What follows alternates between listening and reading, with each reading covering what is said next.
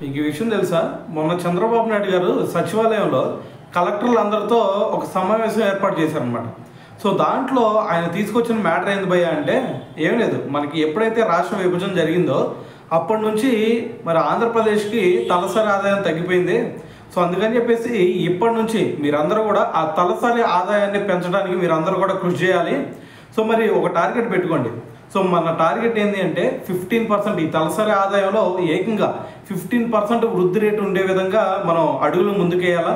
So దానికి అనుగుణంగానే మనం వర్క్ చేసుకుంటూ పోవాలి అని చెప్పేసి వాళ్ళందరికీ కూడా ఆదేశాలు జారీ చేయడం జరిగిందనమాట. అయితే దీంట్లో భాగంగా ఆయన చెప్తుంది ఏంటంటే మరి మనకి ప్రస్తుతం చూసుకుంటే టెక్నాలజీ ఉంది.